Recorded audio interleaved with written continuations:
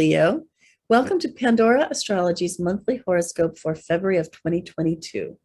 We are the astrologers of Pandora Astrology. I'm Jamie Kale Miller. I'm in Berkeley, California. I'm Julia Mijas in San Francisco. Well, Leo, it's quite possible that all the work that you did on your habits, routines, and systems last month has come to naught, and you've got to start all over again. Well, if only there were never any retrograde planets, but it's not to be.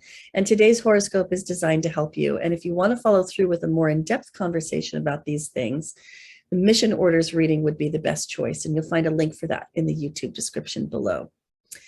Well, Ceres was retrograde for 14 weeks, which is way too long, but that's fairly normal. And it happens about every year and a half or so since early October, but it's done. And Ceres is now direct, woohoo. And moving on, she has been bringing some financial chaos to your career arena in that time. But if you have reorganized your finances and gotten a better handle on your budget, then you've done exactly what you needed to do. And Ceres will very quickly be moving on into your 11th house. And so, yeah, things should be stabilizing. So Julia, you've got some news about Mars, Mercury, and Venus, I believe. Yes, I do. Well, hey, Leo, let's start with Mars. Wherever we have Mars is where we're really driven that month, where we feel very energized. And in your chart, Leo, Mars is going to be in your 6th house all month. Now, the 6th house represents your job, you know, the day-to-day conditions of showing up to work. It also represents your organizational systems, health, as well as the 6th house can also rule your pets too.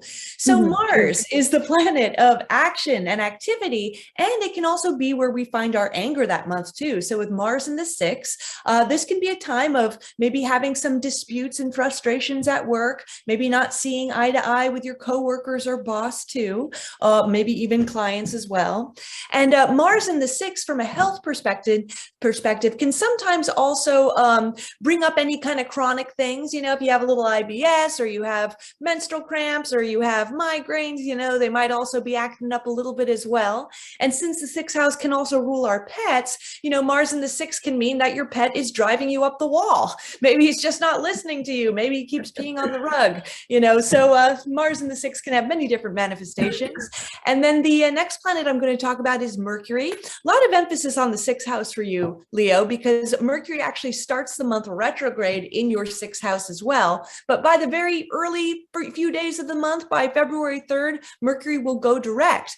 Now, Mercury is basically finishing up a retrograde cycle. And since the 6th house can represent our organizational resources in our life, such as, you know, your files, how you keep your receipts for bookkeeping, how you organize your Tupperware, the cloud storage, all those types of things. So with Mercury having gone retrograde, this is a time of just feeling like all your organizational systems are just not working out quite well. Like you have to keep going back to try to find things, or you miss a few receipts, for example. But by February 14th, Mercury is going to move into your 7th house of partnerships and consultants. And then this is going to be a nice period by the rest of the month because we're going to be out of that retrograde cycle. And then with Mercury in the 7th house, since it rules partnerships of all kinds, can show us that this is a good time for bouncing your ideas off somebody else. And the 7th house ruling consultants, it could be a really good time for finding a consultant, whether it's a social media consultant, a doctor, a lawyer, anybody you hire to give you advice. Now, last planet I want to talk about is Venus. She's everybody's favorite because she represents relationships and as well as beauty, and wherever we have her is where we find pleasure. Now, Venus has also just finished up a big major retrograde cycle. So for the past 6 weeks, you know, and this technically finished at the very end of January, for those 6 weeks and into December too, we've all been going through a relationship review period. You know, things may have come up in your relationship, sort of problems or tensions might surface that cause you to sort of review your relationship. And in terms of, is it taking you in the direction that you want to go? Or even the single people could be reviewing their past relationships and thinking about what they want in the next one. So now that Venus is moving forward, and she's also in the 6th house all month, you know, this adds a little bit more more pleasure to sixth house stuff. So even if you're not seeing eye to eye with your workers because Mars is in the sixth, you also might be having a good time at your job, getting some pleasure at your job. Venus, if you do anything Venus related, such as working with design, working with people, working in beauty, or even working as, in event planning, any type of social career, this can be a very fruitful time for that too. And Venus in the sixth can be a good time for starting a good regimen for your health that will be supporting it. Yeah, that packed sixth house has really been pushing you, Leo, to reorganize and restructure and set up new systems. And with Venus doing its retrograde dance, it's put a big strain on relationships with coworkers for sure. So nice to see that easing out. And kind of continuing along that relationship topic, I want to speak to Juno, which has been in your sixth house, just kind of intensifying all that preoccupation with work and systems and coworkers or people that you manage, even bosses.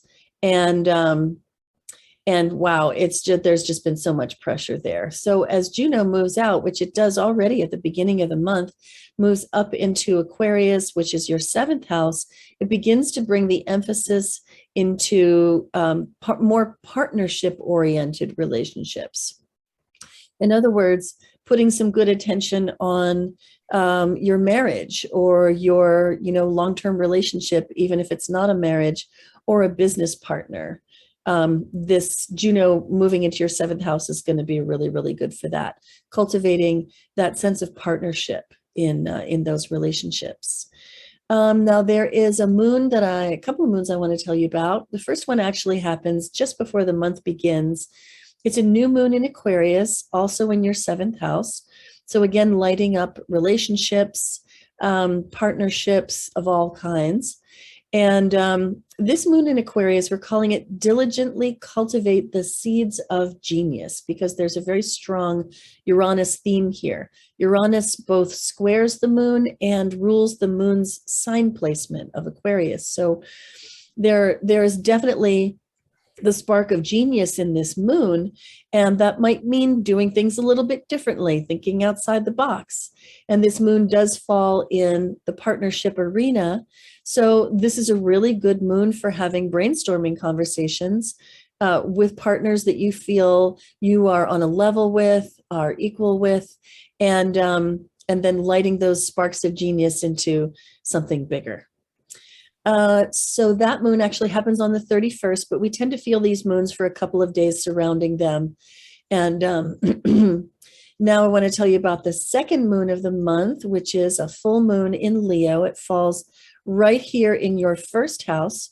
The moon in Leo is a very big, expressive moon. It has that quality, that leonine quality of radiance and playfulness and exuberance, and emotions can be very big during the full moon in Leo. And because Leo is your sign, this moon then falls into your first house.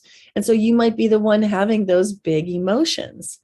You might find yourself facing off against somebody who is a partner of yours, who is, just trying to get you to see more reason perhaps, or tone the emotions down. You might feel like they're stifling you, but this moon has another particular theme embedded in it, which has to do with these nodes. We have the South Node in Scorpio and the North Node in Taurus, and also Ceres. And so what we're calling this moon is release addiction, become radiant, because this moon has embedded in it this quality of the importance of letting go of things that you may have become addicted or habituated to, and instead embracing some better healthy habits, a la that North Node in Taurus. And as you do that, you'll find that the radiance just becomes something that is more natural and less forced. And you can feel a wonderful surge of self-confidence during this moon. And you especially, because you're Leo. So then the last thing I want to tell you about is the seasonal shift. The sun is going to leave Aquarius and move into Pisces around the 18th of the month. And so this is the season of wetness. This is the season where, the snows are melting away, and that may not be happening in nature in your, particular region that you live in, but just in the generic flow of the seasons. March is a wet month. It's Pisces, it's muddy, it's characterized by confusion, but it also is a time of deep intuition and compassion as well. And so as the sun moves into Pisces, it moves into your 8th house, which is a terrain of intimacy and connecting with others in the deeper ways. And so it's a really good season for exploring the shared emotional space between you and the people that you live the closest to and really care about, and to just very gently and compassionately to explore the vulnerable places in the people that you love, and also to share your own vulnerabilities as well. Wonderful magic can happen when you do that. So that's what we have for you today, Leo. Hope you enjoyed it. You will always find our horoscopes on our website, on the horoscope tab, and our website is pandoraastrology.com. And you can find them also on our YouTube channel. And if you want to know more about this month's moons or other, astrology news for the month, you can check out our monthly forecast page on the website. And if you want to know more, of course, about your own, how your own chart is impacted by these influences, you could get that mission orders reading or another service on our website, or even take a class. And until next time, we'll see you around the cosmos. Bye-bye. Bye.